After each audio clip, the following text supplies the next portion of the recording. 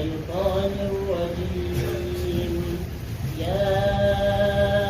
أيها الذين آمنوا ما لكم إذا قيل لكم انفروا في سبيل الله اثاقلتم إلى الأرض أرضيتم بالحياة الدنيا من الآخرة فما متاع الحياة الدنيا في الآخرة إلا قليل. إلا تنفروا يعذبكم عذابا أليما ويستبدل قوما غيركم ولا تضروه شيئا والله على كل شيء قدير. إلا تنصروه فقد نصره الله إذ أخرجه الذين كفروا ثاني اثنين إذ هما في الغار إذ يقول لصاحبه لا تحزن إن الله معنا فأنزل الله سكينته عليه وأيده بجنود لم تروها وجعل كلمة الذين كفروا السفلى وكلمة الله هي العليا والله عزيز حكيم. انفروا خفافا وثقالا وجاهدوا بأموالكم وأنفسكم في سبيل الله ذلكم خير لكم إن كنتم تعلمون. أعوذ بالله من الشيطان الرجيم. بسم الله الرحمن الرحيم. الحمد لله رب العالمين والصلاة والسلام على سيد الأنبياء والمرسلين نبينا محمد وعلى آله وصحبه أجمعين ومن اتبعهم بإحسان إلى يوم الدين. قال جلال الدين رحمه الله ونزل آية نرن تجب لما دعا صلى الله عليه وسلم الناس وقت النبي محمد صلاة الله جمود تبتني وجوني إلى غزوة تبوك فكن تبوك kandar kunu jima ko ragare jima lambian kunu ma ko ragare o jawni yimɓe yaago konuɗo wa kanu fi usratin wa siddati har ɓe laatake ɓe ɗon ha saɗirma ɓe saatugo nguli ko saɓɓa alayhim hunde nde saɗani ɓe ɗum saɗi dow maɓɓe wakkati annabijo sallllahu alayhi wa sallam yewni ɓe yaago ngo konungol yaake man noon aya jippi ya ayuha alladina amanu ma lakum ida qila lakum unfiru fi sabilillahi sagaltum onon nuɗɗiniɓe mumini en gonɗiniɓe ko wonani on to ni wiyama on gurte heediɗatal allah ɓangiɗon nden sagaltum on teddita on nebta on miilora ha jonde on acca jihadi o wi sababu tawajjuhi asbabu nujum qawluhu ta'ala kongol allah ɓangiɗo ya ayuha alladina amanu ma lakum ida qila lakum al aya ha jarara gare aya akhraja ibnu jaririn an mujahidin fi hadhihi al aya qala o wi mujahid ɗum bukarajo abdullah ibnu abbas modi ɓe mbiyata ida jaaka tafsiru an mujahidin fa hasbuka bih قال وي هذا حين أمروا بغزوة تبوك دادم دو وقت بأمرا بكون تبوك بعد الفتح باو أمتك مكة أمتا ما هتاد جوية تبر هجرة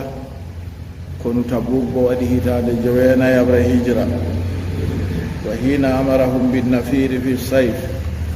وقت النبي صلى الله عليه وسلم أمر بورتاك وهدي تشيدو yaake nguli saati moye fu miilorto haa ɗowdi ɓe ndiyam pewɗam hiina taabati simaru wakkati ɓendallooje mbeli ɗe ɓendi wastahu zilala ɓe giɗijo ɗowdi yaake man wa saɓɓa alayhimul huruj almahraju wurtorde goo wurtugo saɗani ɓe qala allah seni ɗo wi infiru khifafan wa sigalan ngurte ko on koyɓe ko on tedduɓe fuu ngurte on dilla on jaaboyo e ɗume waɗi sababu ko nu Tabuk en wi ko nu Tabuk laatake ha hitande jeenayabre hijra annabijo Muhammad sallallahu alayhi wa sallam eggaago maako daga Makka hoota Madina en mbino hitande joyeetatabre hijra annabijo sallallahu alayhi wa sallam lori wari omti Makka sababu majum bo alkawal ngal ɓe kaɓɓidiino ɓe heeferɓe ɓe waɗi sulhu ɓe darnan ɗo habre duuɓi 10 to ɓura sinko en goo kamɓe on balliti yimɓe feere habre sababu majum fisti alkawal goo on annabijo sallallahu alayhi wa sallam wari maɓɓiti wuro Makka nde o wari o jaalake wuro Makka ɗon man woodi yimɓe feere wiyeteɓe Hawajin ɗon bo fahinta ɓe wiyata oɗo nde o jaalake yimɓe maako o accata eɗen jaawe en konemo Allah andini annabijo sallallahu alayhi wa sallam wurti yahi ɗon ma yahi honi ɓe abo ɓaawo nde o honi ɓeeɗo man ɗo mawɗo to on taskiti mawɗo maɓɓe wiyeteno Malikum no Awfin kayum go doggi dilli ha Taif o tokki ɗum o tasni ɗum ton o yahi Allah hokkimo nasaraku ɗon go ha Taifa go kono timmi ɗon bo ɓe lorti en bolwino haala o jooɗi ñalɗe 10 oɗo reena ɓe bela ɓe ngaran ɓe tuubana ha nde o fuɗɗi sendugo nde o sendi ndaalaagu nden ɓe lutti wargo ɓe wi ɓe tuubi kadi ɓe silmi o hokkita ɓe jawle maɓɓe ɓe iyaluuji maɓɓe fuu annabijo sallallahu alayhi wa sallam o wi ngewta ɓurka yiɗeego her am kam ɓurka gonɗugo se on cuɓa to on hoosan iyaalu mooɗon on acca jawdi malla bo to o hoosat jawdi on acca iyaalu mon on acca ɓiɓɓe mon be rewɓe mooɗon fuu o wi ka o kan a walano min suɓina banni min acci jawdi to nde acci jawdi goo ɗon kadi ɓaawo man o sendi ɗo go timmi nden o hooti Madina ɓaawo hootugo maako Madina ɗon jotta ka se o nani habaru arajif rimerji o nani haala goo sahihinayi wayi o ruminko en ɗon waɗa jotta ka faɗɗina pucci faɗe jamdi haa ɓe ngara ɓe konoya Madina wa sababu tawajjuhi laha sababu husitaki annabijo ya hatabu annahu balaga rasulallahi sallallahu alayhi wa sallam hewtinu laaɗo Allah mo salatu Allah e jammu ɗum tabitani anna hirakla jama'a ala rumi wa ala sam hiraklu o mofti yimɓe rumin ko en ɓe yimɓe sam fu wa annahum gadimu mugaddawati mugaddawa nden kamɓe goo ɓe arti ɓe hawti ha wuro wiyetego balka jonta ha wonata kam tema ɗum wona nder leddi Urdun nder leddi Jordani on balka wonata jonta amma ko saalino to ɓe mbi Sam ɗo Philistine Urdun nden a hoosa Suria a hoosa ɓe ɗume fayi waɗɗele gure man 4 en ɗo limta foroy kanje on wonno Sam amma hande ka wuro wiyetego balqaɗo wonan ha nder leddi Urdun ɓe mofti ɗon goo yimɓe ɓe Hirakla ɗaɓɓitirino ɓe mofta ɓe kawta goo ɓe kawti ha wuro wiyetego balqa to ɓe tafi konu joni jotta ka ha ɓe ngara ɓe kona wuro Madina wa kana sallallahu alayhi wa sallam qalilan ma yahruju fi gaswatin illa warra anha bi gayriha nulaaɗo Allah mo salatu Allah e jammu ɗum tabitani o laatake famɗi ko wurtirta ha konu koyna o sapporo ɓe tanamago to nini o wurtan ɗo o ƴama bawigo o ƴama wakkire hirnange ɗo toye wana woni to ndiyam woni toye kaja woni to wuro yimɓe woni yimɓe faama o wurtiran toon o wurtira wakkere feere here o ƴamay ɗo ni on ɓurna nulaaɗo Allah sallallahu alayhi wa sallam waɗata ha konuji maako yowwa illa ma kana min gaswati Tabuk koyna ko laati ha konu Tabuk kam wa dhalika li bu'dil masafa ngam woɗɗugo tifde nda dayago nokkure nda nange ñaaɗi yaake man nda torra ɓe ɗo mari saɗirma dede ko ɓe nafkata go feesorayɓe ɗum man ɗum hawti torraji man ɗi ɗuɗɗi li annaha ala tarafi Sam ngam Tabuk ɗo ɗon ha seɓatto Sam baynaha wa bayna almadinati 14 marhala hakkunde Sam be hakkunde Tabuk be Madina ɗum waɗan marhalaji 14 wonde hata yottato kanjum kadi fa amarahum bil jihadi annabijo sallallahu alayhi wa sallam umri be jihadi umri be tiiɗal wa basa ila makkata wa gabail al arab annabijo leni ha makka matini yimɓe silmino rowani goo nen wi hitande jeenayabre ɓe bo silmino jeetatabre o matini yimɓe makka wa gabail al arabi o leni ha leƴƴi arab en wa hiya akhiru gazawati sallallahu alayhi wa sallam kono Tabuk kanko woni kono ragarewu nder konuji annabijo muhammadu salatu allah e jam muɗum tabitani to harɗon kadi jotta ka o matini yimɓe accu noon goo he'ayi o umri yimɓe moye fuu wadda jotta kam jooɓaari dede ko ɓe taskoto ɓe jaha jahangal daayingal ngal nden ɓe jaha ɓe kona nda nder naange bo nda saɗirma bo har ɗon nde o umri ɓe gadda wallide wa an faga usmanu nafakatan azima usmanu bnu affan junnurain o hokki nafaka ɗuutka wala mo foti wadda hokka bana o hokki ɗo yande man ha janngo fuu to dede no o hokki ɗo ngam yaake haaje nden bo o hokki bo hunde ɗuunde ha o hokki man ɗo fa jahaza 10,000 o taskani 10,000 ɗo yimɓe man ɗo ko ɓe mbaƴƴata balmi maɓɓe ñamdu maɓɓe pat o hokki he ay dey na kanjum tan ko o hokki o taskani 10,000 wa anfaqa alayha 10,000 dinaru 10,000 o hokki a waɗa lissafi be hoorema dinaru nogas on jaka nangata nden dinaru 10,000 on o hokki ha o taskani yimɓe 10,000 ɗo amma dinaru nogas e dinaru 10,000 ɗo gayrati 100 ba'irin ko luuti geelooɗi 900 goɗɗi boɗi o taski fuu jeeyago ko numan wa 100 farasin be pucci 100 ɗo nastay ha nder jeeto ha je 10,000 ɗo nastay geelooɗi 900 pucci 100 wama yata'allagu biha be ko jogititta be maji fuu ɗum woni ko goɗɗo man waɗirta ɗi ko ñamata pat ɗo hawti ɗon o taski ha jawdi maako on ɗo o hokki ngam dalila kalima wa la ilaha illallahu baga min bema bo en isa ɗumeji en gaɗi kadi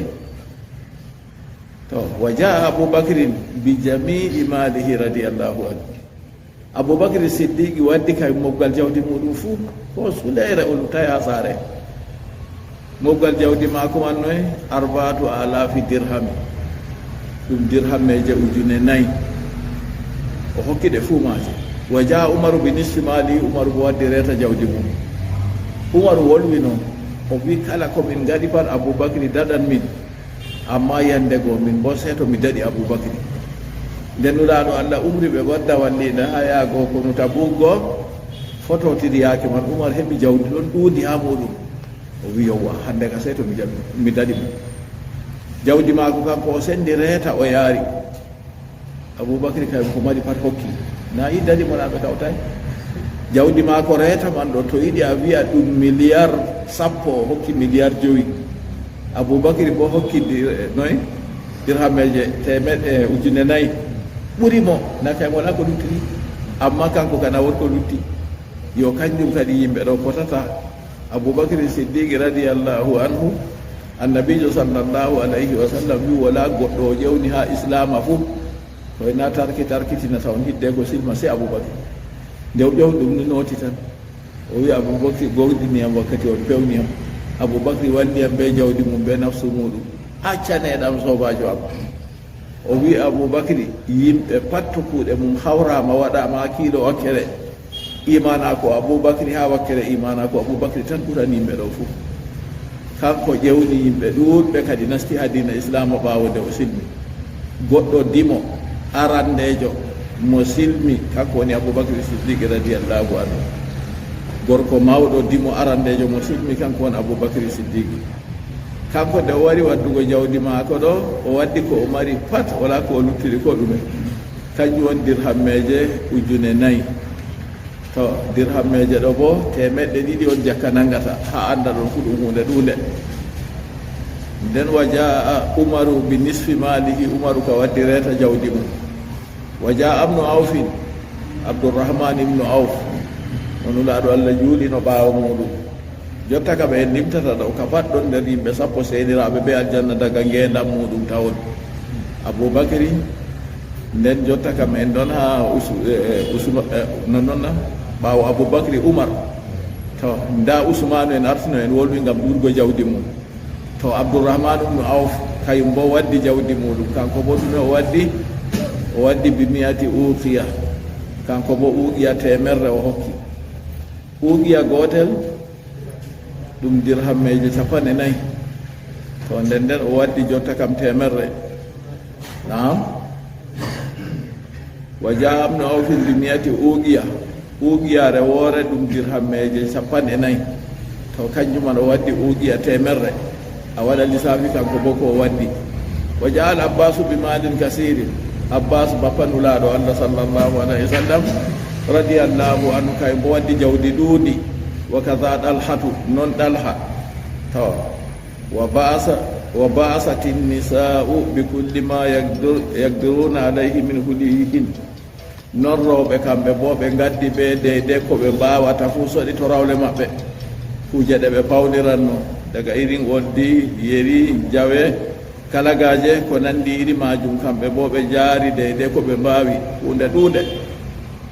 falamma tajahaza rasulullahi sallllahu alayhi wa sallam, ha deyde ɗon man ɗo sayyidina usman radiyallahu anhu nde waddi ceeɗe o rufi ha yeeso nulaaɗo allah, o wi nulaaɗo allah wallitoroɓe majum ha jihaadi. ɓe wi nulaaɗo allah ɗo jartaɗe ni, wi ma darra usmana ma fala bada jadel, torrata usmanu ko huwi ɓaawo haddere nde. a yi ɓeɗo ɓe pototona allah seniɗo artiri ɓeɗo ɓe warti wasabiquna al awwaluna min al muhajirina wal ansar. allah seniɗo manti ɓe anani no wolwiri ɗon go. falamma jahaja rasulullahi sallllahu alayhi wa sallama binnasi, nde ni nulaaɗo allah taskake be yimɓe jotta ka ɓe gurtan ɓe dilla. wa hum 30,000, ɓe wi ɓe 13 jotta kam ha konu jetta ɓe yayno hawajin kana 12 nona hitande salinde, jotta kam ɓe 13. waqila wiyama kay 40 14. waqila wiyama 70,000 50,000 wa kanat al khaylu 10,000 farasin, pucci laatake pucci 10,000 on ɓe gurtidi jotta ka ɓe dillan Tabuk. wa khallafa ala al madina, nulaaɗo allah luutni ɗo madina, mo halfini madina laati khalifajo maako muhammadu ibnu maslama al ansarinkejo. wa qila ali ibn abi talib, konngol feere bo wi kay ɗum aliyu wi baba talibi on. wa takhallafa abdullahi ibnu ubayyin wa man kana maahu min al munafiqin, toye hoore nafiki en ma pindirre go abdullahi ibnu ubayyi luuti kayum kam be gonduɗe be maako iggo e nafiki en fuu, kamɓe kam ɓe luuti ɓe caɗiyago kono Tabuk. ha nder ɗon yimɓe 50 e gelɗe saɗi yahugo nde nulaaɗo allah warti, ɓe wari ɓe pewi, kamɓe ka ɓe winaɓe be gel ndi ni kaja haɗi ɓe yaago kadi nulaaɗo allah ɗaɓɓita allah yaafaɓe. nulaaɗo allah wolwari ɓe dow laaɓɗum man, allah yaafa ɓe, acci cuuɗi ɗum maɓɓe bo ha allah, e kamɓe fuu maɓɓe ɓe kalki. to nden 3 on wari ha nder maɓɓe kayum wari waddi goonga. nulaaɗo allah nde ƴami ɓe kamɓe ɓe mbi wala geldol tongole accuɓe jahay tan, wala haala gorka feere. kala gooto fuu to wolwi nulaaɗo allah wiya gonɗi an ka ƴumma se to allah hiitima. to ɓen man ɗo ɓe laatake ɓe heɓi fitina kadi, ɓe kombama ɓaawo ɗon ha balɗe 5, nden ɓaawo ɗon allah jippini aya jaɓi tuubu maɓɓe. amma ɓeya kam 6 e gelɗe goo kam fuu halki kadi kayum kam tammi warugo nder surawol man, na ha jahiri aya kam amma ha sarha man tammi warugo. yo ɗon kadi jotta kam nulaaɗo allah sallllahu alayhi wa sallam nde o luutni banni abdoullahi ibnu ubayy ibnu salul be naafiki en gonduɓe be muɗum, kamɓe ka ɓe luuti ɓe saliyago kono Tabuk man. to goɗɗo feere ɗon kayum bo yehi tawi nulaaɗo allah, o wiyata nulaaɗo allah andi rewɓe woɗɓe ɗon toon bani aswar en, to mi yahi toon ɗo damin mi ɓe gaɗo rewɓe masin, tata ɓe pitinam min kam duganam ta mi yaha. Allah seni nde jippini ha nden naage bo woli masin accam mi jooɗa ade Allah jippini aya ha ma ko tata jamu kadi ɗum naaru jahannama saddu harra ɗo kam fuu ɗon nder maɓɓe nder yimɓe kalluɓe kadi a yi naafiki en jotta ka ndayake muɗum no wayi fa bada an haraja bihim ila saniyatil wada ɓaawo nde nulaaɗo Allah wurtini ɓe yimɓe go saniyatul wada woodi nokkure to ɓe ƴofti yimɓe fuu ɓe kaaɗata ɗon nde ɓe jotti ɗon mutawajjihan ila Tabuk nulaaɗo Allah huusitiiɗo dillan Tabuk agadal alwiya warrayat nulaaɗo Allah haɓɓi jotta ka tuutaaje man ɗe ɗo mari inde feere feere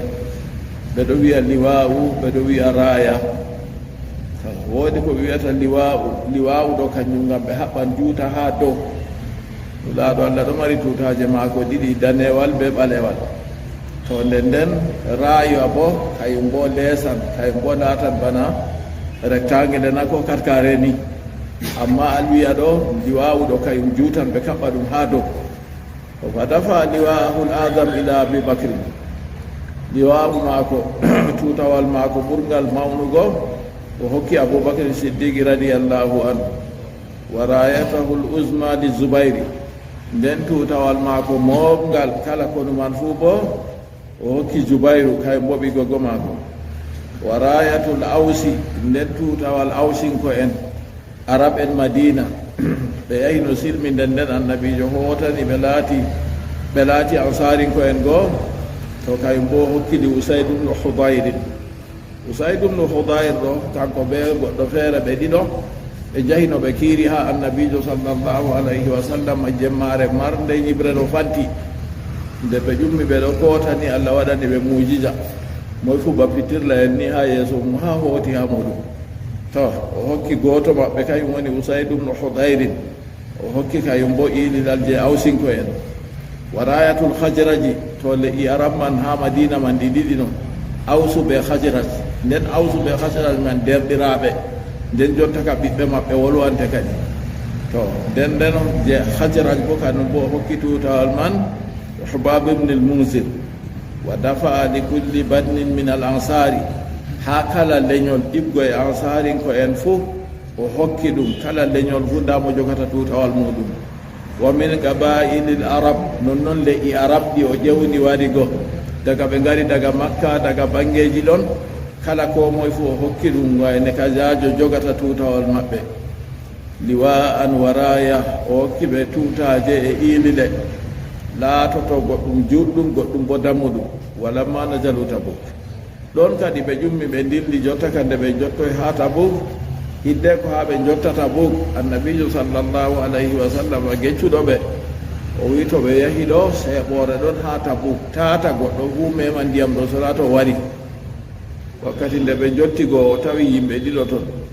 o ƴamiɓe ɓe mbi oho ɓe memi ndiyam man o wi ɓe kalluɗum ɓe mbaginayi dede ko nulaaɗo Allah wi kam o wi ɓe kalluɗum seeɗon go o wi ɓe moftanamo ndiyam go ɓe wi ndiyam ɗo ɗo ɗelka peetel ni ɗo simta simtugo ɓe wafti ɗon go ɓe heewi ɓe moftanimo ndiyam go o wusɓi ɗam nde o wusɓi go o lori o tuuti ha ɗon sey ndiyam kam jeefitan mo tutande muɗum ƴefnoyi ɓulli jooruɗi nden kadi jama'aje fu ndegoyi ñeɗi tutande maako ɗon seeɗon ndiyam ƴummi tan o yecci ɓe bo o wimo balɗe mum juuti tammi yiigo sera ɗon pat gese jontani to a yiɗi fiw nder hunde ɗon to a wiyayno Tabuk to a fiini a yiyan gese ɗo ɓalwi ton tan jiha majum fu ɗo nder alamaji annabaku kadi o yecci hunde daga nde siwa waɗugo nder hunde man nde waɗi ɗon go nde ɓe yetti Tabuk man ɗo agadal alwiya warrayati o haɓɓi hiilile kadi be tutaje mi lorti ɓawo nan wajadu aynaha galilatul ma'i nde ɓe jotti Tabuk ɓe tawi seeɓore Tabuk ɗo ndiyam pamaram ni ha muɗum faktarafa rasulullahi sallallahu alayhi wa sallam garfatan min ma'iha ɗon kadi seenulaɗo Allah tuywande ɗibgo e ndiyam ha seeɓore ha Tabuk go ɓurayde de nder jungo ni nde o tuywi ɗum min ma'iha ibgo e ndiyam ha seeɓore go fa mammada biha fahu summa basagahu fiha o wusɓi hunduko maako sewnori o tuuti ndiyam go ha nder seeboore go fa farat aynuha tamtala at seeɗon jonta ni ɓuldude goo se faɗɗiti ndiyam tan ha nokkure man heewi ndiyam wartawahum wa hayluhum wa rikabuhum ɓe jari kamɓe ha ɓe ɗonɗiti pucci maɓɓe geeroɗi maɓɓe fuu jari ha ɗonɗiti wa qama bi tabuka bid asarata layla nulaaɗo allah mo salatu allah e jam muɗum tabitani o faɓɓi ha tabuk jemmaje 10 wa qila 20 layla wiyama bo ɗum jemmaje 20 on o waɗi o faɓɓi ɗon man kanko nulaaɗo allah sallllahu alayhi wa sallam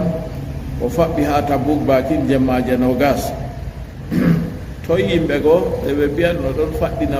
pucci paɗe jamdi ha wara hona goo fo gooto wala mo wangi sema ɓe nani deete ɗuɗugo yimɓe ɗo ɓe jaɓata ɓe waɗata ɗum fa atahu yohanna se biyeteɗo yohanna waranimo daga to a nani yohanna ni a andi ɗo ka na irin yimɓe islama kam ngam to o silmi ka irin johannare nde ka fu nde sanjan kanko go o waranimo yohanna man ɗo ibnu ruba to o warinimo kanko man ɗo on sahibu ayla kanko woni jamwuro wiyetengo ayla wa adalahu baglatan bayda o wari o hokkinuɗaɗo allah alfadarira ranere fa kasahu nabiyu sallllahu alayhi wa sallam ridaa annabijo mo holtinimo toggore wa salahahu ala itai jizya kanko go yohanna go o ɗaɓɓitiri annabijo sallllahu alayhi wa sallam ɓe sulhida ɓe waɗa sulhu to hitande timmi kala goɗɗo ñuufiɗo gorko fuu hokkan jomorgol to jotta ka haraji ɓe waɗi ɓe narri banni baada an arada alayhi l'islama fa lam yuslim ɓawo annabijo feƴƴini islama dow maako o sali o silmaki wa kataba lahu wa li ali ayla annabijo windanimo kanko ɓe yimɓe ayla fu kitaban ɗerewol tarakahu indahum o accigol ha maɓɓe ndi amalubi ngam ɓe kuura be maagol a andi annabijo ka waɗi bindowo mum on windi kadi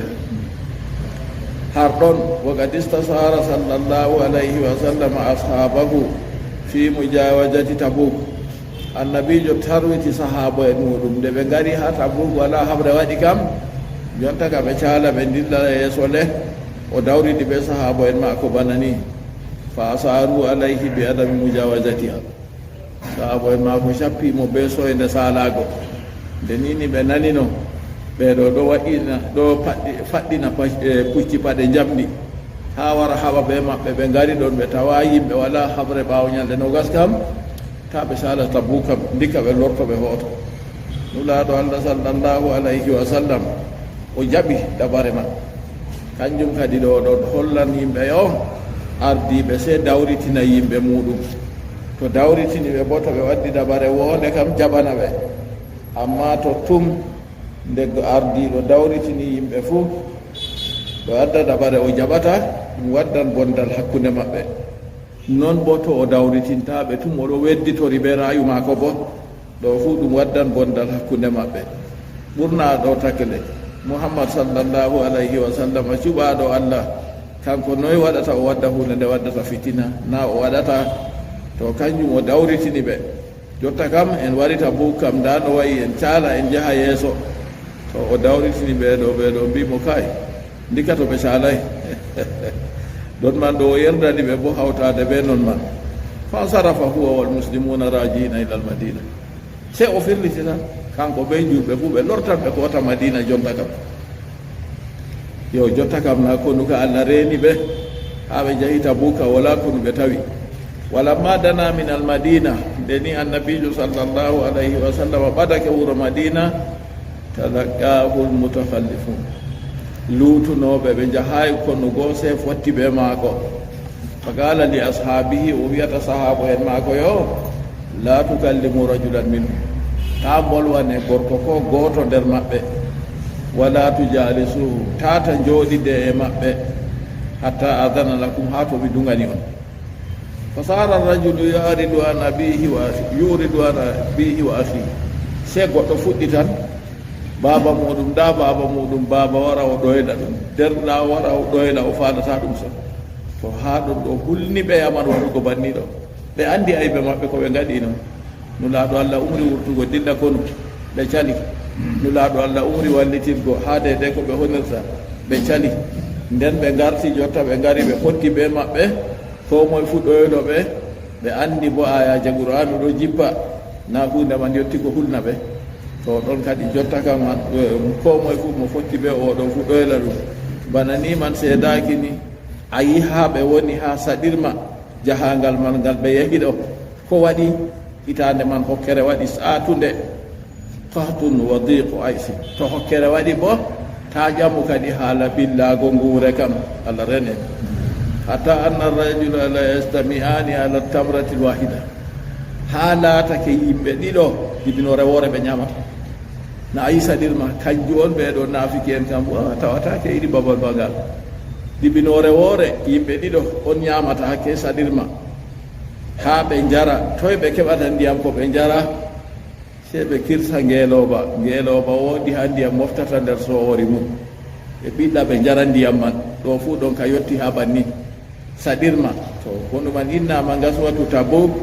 nonnoon ngu innama bo gaswatul usra konu saɗende ɗiɗi fuu ɗum inde konu man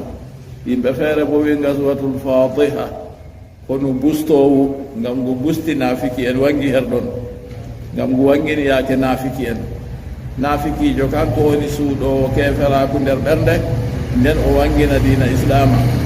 ɗon kadi haala sababu jippaago aya ka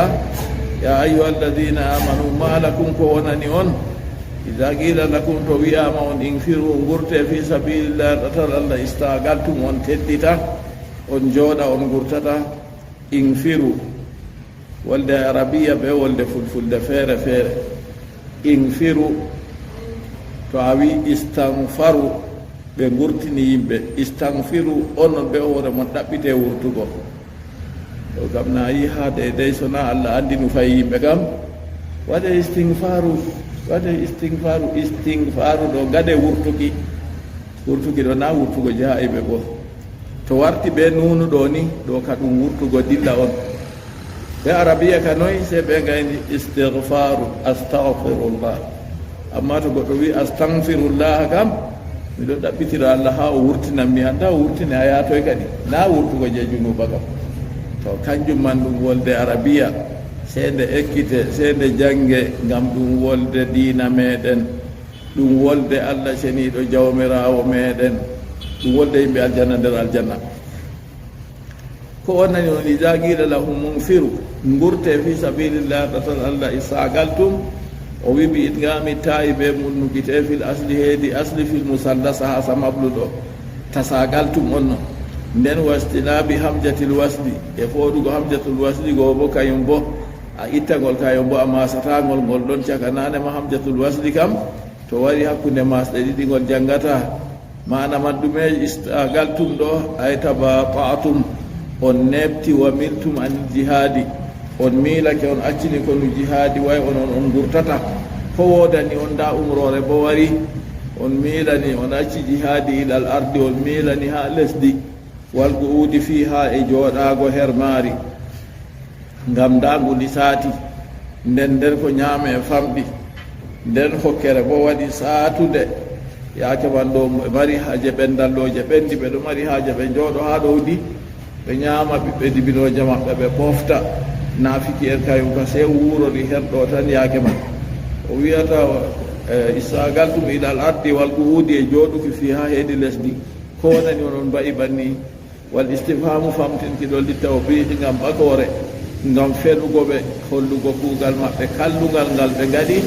be soyle wurtaago nde ɓe sali kamɓe ɓe suɓi jooɗaago ɗo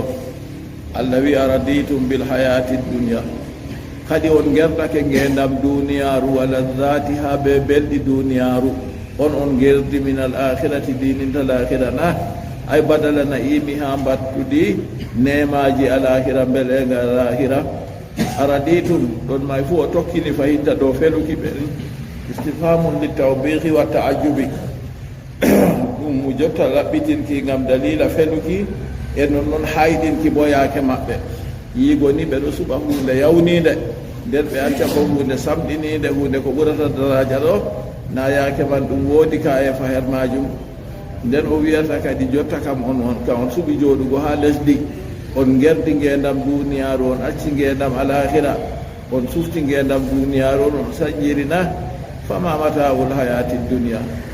ɗume beltinari duniyaru bo laati fil akhirati heedi l'akhira beltinari ngendam duniya ko laati fi jambi mata'il akhira heedi wangere beltinari alakhira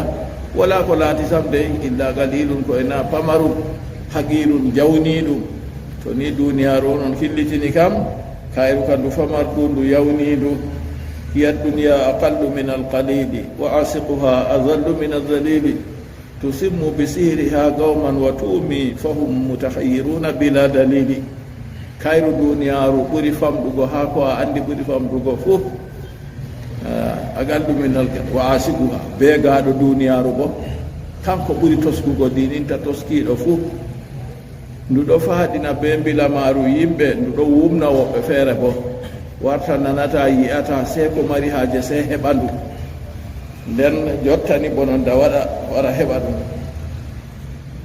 to yimɓe yi jotta sakko jamanu en goni jonta ɗo toskuji ɗi yimɓe wondi ha duniyaru so na ko moye fu tora allah seni ɗo reno ɗum hoynan luttuɓe ardiɓe kamɓe on mari no daraja nden a nana ardiɓe kamɓe on hiitama nangama ardiɗo kayum on jotta ka ɗo ɓursina ardiɗo kayum on wara dara ha yeeso ɓe o ardino ɗo hiitamo haɓɓamo ɓursina duuɓi ni kaja on nanayi balɗe ɗo ɓe haɓɓi goɗɗo ɓursina duuɓi temere ɓe gelle na on nanayi tema duuɓi temere ɓe gelle ɓe haɓɓimo ɓursina i fijirde nde nde nasalullah salamata wal afiya wato ha o maya ka fu oɗo nder pursina sey to yake duuɓi may timmi allah reede nden bo duniyaru man bandu wayi ɗo ɗoɗɗon kadi jotta ka yimɓe fu saybake har maaru yimɓeji dotti en men ɗo yewta en gewte allah hinnoɓe ɓe mbi ha a faama duniyaru no wa'ata yake feere goɗɗo towa nden o lora o lesta ɗo ɓe mbi duniyaru ɗo mari ɓiɗɗo mum gooto nden yitere maru kayum ha do caka hoore woni ɓiɗɗo go se majjiri ndu se duniyaru go ɗo yiila jungo mum ni ɗo ɗaɓɓita ɓinguel muɗum to wari nangi goɗɗo go fuu nini se ɓamta mo ha yara yitere go yake man o jayniti o laami o teddi bana maako wala laara tawa a sena ɓinguel mum go se yoftamo o yana halas o doƴi jotta kam jawdi ko timmi laamu go timmi malla ɓe kaɓɓi ɗum malla ɓe bari ɗum allah reende ɗum to lora ɗo ɗaɓɓita goɗɗo feere bo bana ni fahinda goɗɗo feere bo wi jawdi duniyaru a yiyata ɗo be ndiyam woni ha duniyaru ɗo daga yiyende toɓata ndiyam woni ha maaje jaraɗe woni ha duniyaru ɗo ɗum fuu majum daga allah taki ɗum ɗo ɗum ɗon nonnoon ɗum ustata ɗum ɓesdata jonta a tawa jawdi goo eggi hettiri ha wayne jaynita ka im ha ɓura sembe imma maya accandi malla bo ndi egga kadi bo ndi acca mo a tawa goɗɗo feere jaynitake seedata banni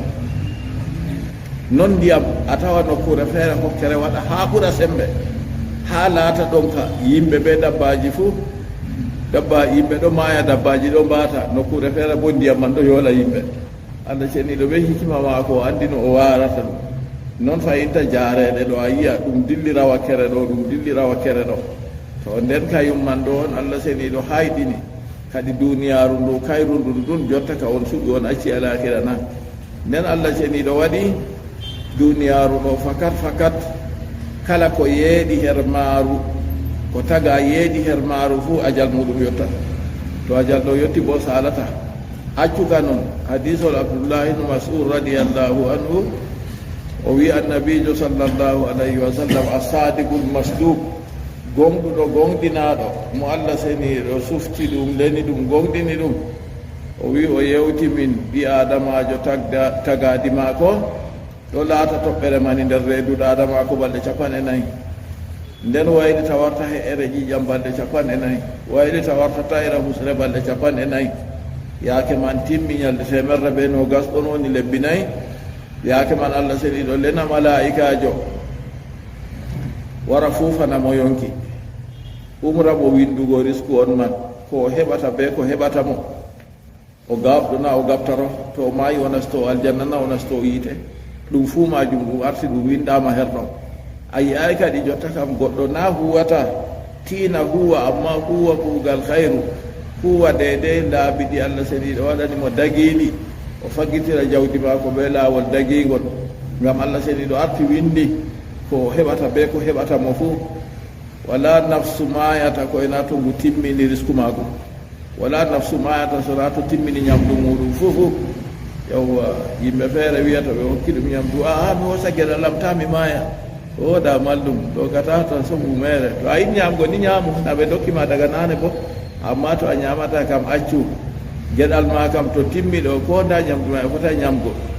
to nden Allah seniɗo wi banni kadi onon ka on gerdina onon on yerdan kadi araditum bil hayati dunia on yerdini jotta ngendam duniyaru belenga duniyaru on suɓata lahira na dalaru hefeɓe ɗo gancata a yiya deydey kuuje no ɓe gaɗata jaynitaje ko ɓe goni la yagurrannaka takallubu lladina kafaru fil biladi ta este firlitago heferɓe nder lesɗe nder duniyaru ɗo mata un qalil ɗum beltinari famardi summa mawahum jahannam ɓawo man laati moɓorde maɓɓe ɗum yiite jahannama on Allah seniɗo wi halli kadi moɓorde maɓɓe laati nde yiite noon Allah seniɗo wi wa ma mata'ul hayati dunia beltinari duniyaru wala ko laati fu koyna ɗum esto on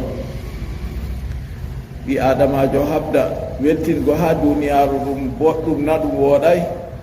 wala mo wi weltingo haramu seeto o weltiniri ɓe ko laati haram nden ko haram amma sona noon kam Allah seniɗo waɗi daga nane ma ko Allah seniɗo waɗi yimɓe beltinirta ha duniyaru ɗo kanjum ɗo wi halisata kanjum ɗum ɗo laaɓani mumini en tan yimɓe ko luuti ka fof wari ngal ɗiɗa mumini en ɗo on ɓe heeɓi ɓe peɗi ɗon kamɓe bo ɓe ɗo heɓa beltinira be majum duniyaru ɗo Allah seniɗo waɗi ha nder maaru ɗoɗɗon goɗɗo rewata mo laatan walojo maako laata walojo man ɗo sowa darajajo malla famɗa darajajo ragare maako wona nder yimɓe aljanna non bo ha duniyaru ɗo goɗɗo hufranta mo laata keferaku mum pantugu malla famaru malla sirku mayra be man dilla duumoyo nder yiite nden kam ha duniyaru ɗo ɗum pellel kuugal on hiya dunia aqallu min alqalili en wi yo duniyaru ɗum ɗon ndu laati Allah seniɗo waɗi ɗum nokkure kuugal Allah seniɗo be hikima maako waɗi tagadi bi adama kam jonta ka to tagadi maako maniyu to hawri be yerande ha dada maako woni nder reedu dada ɓurna fuu lebbi 9 to timmi jonde maako nder reedu ka timmi o dañe ɓawo dañekimo goo Allah wi'ay daga yaake nden ni o fuɗɗi dewal kuuje wajibi dow maako kam amma hoydino alkawal be maako o debbo o gorko fuu yande to o ñuufi to jotta ka kuuɗe farilla ɗe wonanno dow goɗɗo to waɗanno duuɓi 2,000 kanko bo kuuje wande farilla dow maako jonta kam o ummira o darora be dewal goo fodde bawɗe maako ɗon man ha duniyaru ɗon pellel dewal man to geddu Allah malla to keferaku bo ha duniyaru ɗon waɗata to ngeɗam maako duniyaru goo timmi ajal maako wari to o maayi daga maygo maako jonta bo pellel mbarjaari on o heedi jotta kam o wurti jotta kam yaake tagaadi timmi ha reedu dada yaake kuugal timmi ha ngeɗam duniya jonta ka ɓaawo maayede kam se mbarjaari lutti to maayi man ɗo daga nden goɗɗo heɓa mbarjaari na heɓata o heɓa mbarjaari daga ɗon annabijo sallllahu alayhi wa sallam wi to goɗɗo wari jotta kam yaake maayan malaikajo waade to wari se kanko goto o maynama ɗo malaika en gara kolla mo siya maako ɗiɗi fuu konngol feere daga yaake maygo ɓe hollamo ɓe mbiya en waɗa le en fuɗɗira muminijo tawon allahumma jalna minhum ajmaina Allah waɗa enen fuu en mumini en muminijo to wari maygo ɗo malaikajo maɓɓita saare nde yiite hollamo wiyamo nda to na a muminijo no to a mayi nda aya ha a yahata nden maɓɓa nde maɓɓita saare nde aljanna hollamo wiyamo nda saare ma jotta nde aljanna on ɗo amma mbaala ha ɗo seyande ummugal konngol feere bo waɗi ɓaawo uweego goɗɗo ma noon to yimɓe iri ɗum dilli mun kadi ɓe nakiiri to ɓe ngari ha ɓe ƴamtatamo ɗo ɗon kadi ɗon fuu ɓe tammimo hollugo kadi to ɓe ƴamtimo ƴamɗe goo jonta kam ɓe maɓɓita saare yiite ɓe holla muminijo to na a muminijo no nda ha a yahanno amma jotta nde a muminijo ɓe maɓɓita saare nde aljanna ɓe holla mo nda saare ma ha tammi yaago amma waalu ha ɗo jonta ka seto ƴummugal waɗi julde maako ɗon no ayninde nde ɗo booɗi o yiya sukajo boɗɗo waɗi tawi mo jotta kam hilmini be needi o wiya an sukajo to e boɗɗo ni mi andama ɗo o wiya min woni julde ma ayninoyam ɗo Allah ayne an bo o heɓi gewtirowo to ke feero kayum bo ɓe maɓɓita saare nde aljanna ɓe kolla ɗum ɓe wiya to a laati a julɗo no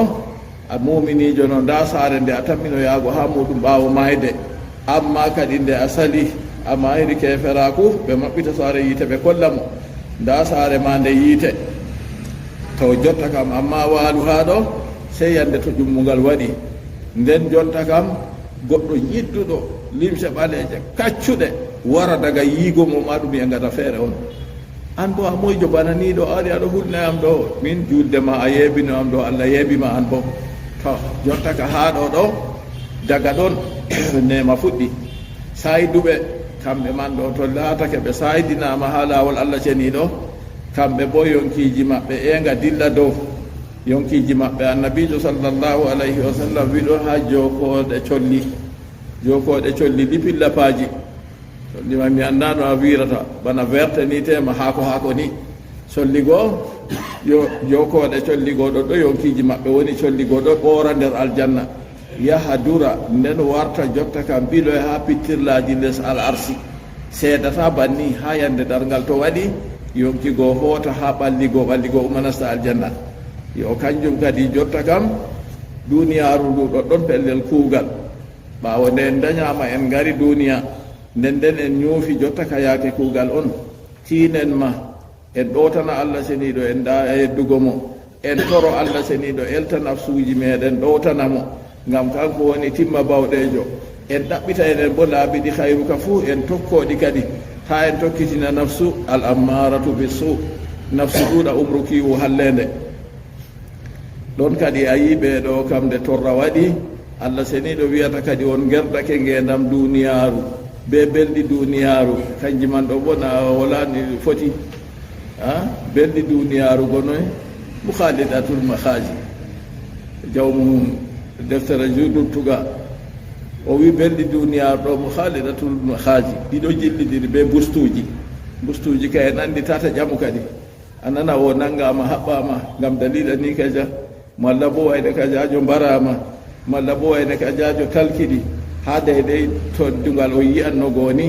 belɗi gooni se ɗum warta ɗum bustu ɓaawo ton araditum bil hayati dunia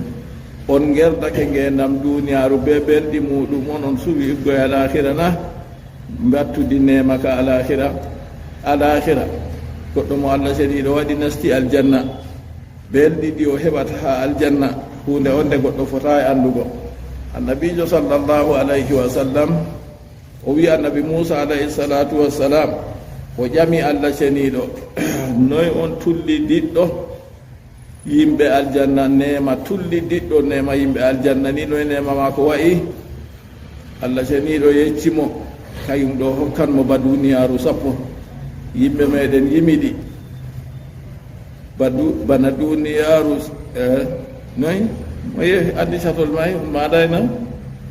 ba duniya sappo talakajo maɓɓe bo marnete sakitiɗo natgo jannata ngam isiyanu bana duniya sappo talakajo maɓɓe bo marnete salakajo ɓe talakajo yimɓe nasti o ɓe aljanna gimo bandawi sakitiɗo natgo jannata ngam isiyanu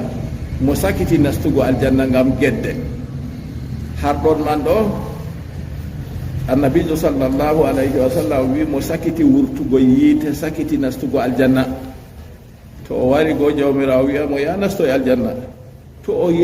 hiimi o yetti dammugal aljanna o yiya aljanna ka heewi kanko tan lutti ko hatta mo yiigo noon o wiya jawmirawo aljanna heewi o wiya ya nastu aljanna mbimami o lora fayinta o wiya aljanna heewi jawmirawo am o wiya yerdan mi hokkama bana laamu laamiɗo duniyaru na wodi bogaru rahimahullah o wi bana laamu laamiɗo duniyaru ta wiya ba laamu Cameroun de ta wiya ba laamu Afrique dey ta wiya ba laamu Asia dey laamu duniyaru man fufu ta bo a wiya ñalomare woore dey daga duniya man fuɗɗi ha timmi on na yi ko woni aljanna ɗo ɓuri deyde numa goɗɗo o wiya jawmirawo am ko wodanta mi yerdata mi yerdi o wiya to yahu wodanima bana man sappo kanjo on oɗo wi bana duniya sappo talakajo maɓɓe bo marnete sakitiɗo nargo jarnata gam isiyano en ɗon no hadisol annabi moussa e neƴƴir hooti hadisol feere annabi moussa alayhi salatu wassalam nde o tori o ƴami jawmirawo yeccimo o wi jawmirawo faala majjita e ɓurɗo towugo jipporde ha aljanna bo allah seniɗo wimo kayum kam kayum on mo deydey mi asbini ha deydey daraja muɗum hunde nde yitere ɓi adama meeɗay yiigo ɓernde ɓi adama meeɗay numugo nofuru ɓi adama bo meeɗay nanugo koɓe hokkata belɗi ɗo a yiya deydey no ɗi jotti ha duniyaru ɗo fu mere a andi photocopie kam na to ɗum photocopie jelakira o photocopie mere ɗum a waɗata ɓe maga ngam ɓe dokkima pirewol photocopie ɗerewol photo pirewol tata ɗo ɗerewol ko a wata ɓe ma ɗo on woni duniyaru ɗo duniyaru ɗo kayru woni jawnindu mo hillitanindu fof wakkila alahira fatoran ɗum allah renen nden bo yiɗi be yiɗa fof accandu dilla ko a mayne jawdi banduɗo duniyaru to waɗe juhima fof sika sotatama nden kam na se dina ɗo goɗɗo tinanaka kadi ɗume lekki waade se rewugo allah dewal laamgal tawa allah seeɗiɗo wi araditu bil hayati duniya kadi on gerdi onon ka ngendam duniyaru na allah seeɗiɗo ɗo busta ɗum on ɗo felaɓe dow majum ɗo aybaɓe dow majum belɗi duniyaru on onon ko on yerdi min al akhirati na nda duniyaru ɗo no goɗɗo nebri fu maya no derkiɗi fu naywan nden no heɓiri jamu fu yande go ñawan no heɓiri hoyande fu yande go a ɗaɓɓita hunde feere a heɓata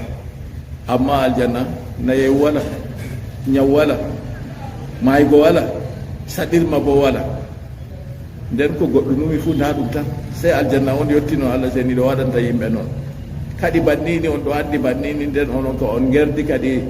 ngendam duniyaru be belɗi muɗum on sufti mbattude alakhira na fama matawul hayati duniya ko ngendam duniyaru bo laati jamba mata'il akhira ha wagere ngendam alakhira to a hoyi ngendam duniya fondi be ngendam alakhira kam ko ngendam duniya kam wayi no ɗam foti illa galim ko ena pamarum tan haqirum jawniɗum ma fayin pamarum man mato boɗɗum no ma ɗumen ɗum pamarum nden ɗum jawni ɗum li anna lazati dunia khasisatun masubatun bil mukaddarati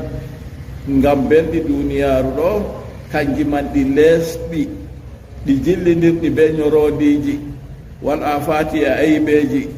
sari'atu zawali yawa nattukijum bi khilafi lazati al akhirah ko luuti belengaji al akhirah fa hiya sarifatu ngendam al akhirah kay belɗi al akhirah ka tedduɗi munazzaha sennaɗi anil axari accini dakki ɗum wal agdari e ñorondiji fuu baqiyatun nemaji aljanna koriɗi ha foroy la muntaha la hembiɗorde walana ɗum anana khalidina fiha abadan dumotoɓe nder aljannaji ɗo ha foroy moy fuu warta jotta ka sukajo bana yaake sembe maako wari wardi debbo be gorko fuu tan ɓe jooɗi ɗon nayi wooɗa nder saɗirma wala ko a mari haaje fu nda ɗum ha duniyaru ɗo to nini a yiili a somi to weeti kan a doole a yiiloto a somi suudu nden kikiɗa a heɓi ñamdu welndu irin ɗo a yiɗi a ñaami jaram belɗam suunoma ɗume lutti a waala a fofta a ɗaana a fofta janngo a heɓa sembe ɗo yiɗi may fu wala ha aljanna man ɗo fu nder torra on woni nden aljanna ko woni ha muɗum se allah ceniɗo ɓan kayum on tan annduɗo o wima ko sigani jeyaɓe ma ko ha aljanna ka se kanko andi ɗum yitere meeɗay yiigo nufuru meeɗay nanugo ɓernde meeɗay numugo iɗi man na se hunde nde a andi on a luttata numugo nden allah seniɗo wi illa tanfiru to on gurtay mbi'in ngami la fi nuni in a sarɗi e sarɗinkewol fil mawdi ayni ha nokkuje ɗiɗi fuu nda jotta kam annabijo sallllahu alayhi wa sallam yecci ɓe dow umrore allah ɓe gurta ɓe dilla kono Tabuk ɗon allah wi illa tanfiru to on gurtay tahruju ma annabi sallllahu alayhi wa sallam al jihadi jalaluddin wiyata en to nini on gurtidaɓe annabijo ha dillugo kono jihadi ha Tabuk ɗo yu'adhibkum azaban aliman yu'adhibkum Allah yangitano azaban yangada aliman nawka mu'liman nawka ko mulaman nawnaka fa'il be maf'ulu fungol jawab nder wa yastabdil qauman o wattita yimɓe gayrakum tana moɗon ayati bihim o wadda woɓɓe feere badalakum battude moɗon to nde yangada nawka heɓanɓe nden o wadda yimɓe feere kam kamɓe ka naɓe tawatake kadi kamɓe ka ɓe kalketeɓe on nder ka hidde ko wadda yimɓe woɓɓe feere ɗo ɗum fayitta Allah seniɗo tokkini ha aya nde Allah umri ɓe wurtugo kam jotta ka lisma ka seeɓe gurta to ɓe gurtay bo jotta ka nda ko tammi heɓugo ɓe yo ha o fiyata ɓe infiru gurte on gurta ɗo ɗo illa tanfiru dey en goni no tawna to on gurtayi tahrujuma annabi sallllahu alayhi wa sallam al jihadi annabijo umri on wurtugo umrore mako wo ɗum umrore Allah to nini on sali wurtugo to nden kam on anda kadi yangada heɓa non ila al muradu fil akhirah wi'ama yangada man ɗo yu'azzikum azaban aliman o yangitan on yangada nawka ɗo yangada man ha al akhirah konngol feere kam wiɓanni wa qila al muradu fi dunya wi'ama bo fayinta ɗum muño ha duniyaru on yangada man heɓata bi itibasil matari be faddago iyende to nini on sali wurtugo on mbi on jooɗi ha ɓendalloje mon beeli ha ɗowdi to Allah fadda iyende jotta ka haɗa iyende toɓugo kadi fa kana dhalika azabuhum bolwa ɗum ɗo laatake kanjum woni kadi yangada maɓɓe asbabun nujum qawluhu ta'ala illa tanfiru to on gurtay akhraja ibnu abi hatimin an nazlata ibnu nufayin qala sa'altu ibn abbas an hadhihi al-aya wa bi jami abdullah ibn abbas ha aya ka فقال وبي استنفر رسول الله صلى الله عليه وسلم أحياء من العرب استنفر رسول الله نلا ولا تبتري يبقى ورتكي أحياء من العرب ثم يبقى عرب فتساقلوا أنه سيبن دبتي بتدي بأشي ورتكو بغرتاي سيف أنزل الله ولا جبني إلا تنفروا يعذبكم عذابا أليما تون غرتايني الله ينجتر ينجد ناوكا amsaka anhumul matar sai Allah nan to watan wati aciye da to wata fa hadha azabuhum ni ibnu abbas wi ndaka do on woni yangada mabbe ma ka Allah seni do wapiri be majum so ende tokkugo umrore so ende tokkugo annabijo sallallahu alaihi wa sallam be ngurtida be dilla jihadi be mako yo wa yastabdil qauman ghayrakum Allah wattita yimbe feere tan modon ila al muradu bihim unasun abna'u faris konngol feere wi muuyo ɓe man ɗum ɓiɓɓe yimɓe farisa leddi faris go maɓɓita laata julɓe wa qila ahlul yaman konngol feere wi ɗum yimɓe yaman ɓe nulaaɗo Allah sallllahu alayhi wa sallam mo mangtino ha silmuki muɗum yo ɗon man Allah wattitan on ɓe yimɓe woɓɓe feere to o wattiti goo bo yaake ne an yaati bihim badalakum wala tadurruhu on torratamo wala tadurruhu lameri huuɗo hotana toy tafsiroɓe woɓɓe mbiyay Allah on fotayi on torra Allah awi nabiya sallllahu alayhi wa sallam malla bo annabijo ɗiɗi fuu kadi tafsiroɓe mbi banni ngam on wurtayi on jaadi konu ɓe maako ɗo tata on tamma woodi ko torrata Allah tata on tamma woodi ko torrata diina Allah to on gurtayi man on acci yaago ɗo yaake nden torra man on dow moɗon tan onon wonata wala tadurruhu shay'an on torratamo hunde bi tarki nasrihi be accuki walluki mo to annabijo fa inna allaha nasiru dinahu ande Allah kanko o ballowo diina maako non o ballowo annabijo maako non o ballowo balluɗo diina fuu wala yansuranna allahu man yansuru Allah seniɗo wi ko moye walli diina Allah seniɗo wallan ɗum ballen diina be dede no en mbawiri fuu bawɗe men andal men darajaji meɗen jawdi meɗen moye fu wallitira diina ɗo ɓe deyde no waawi wala yansuranna allahu man yansuru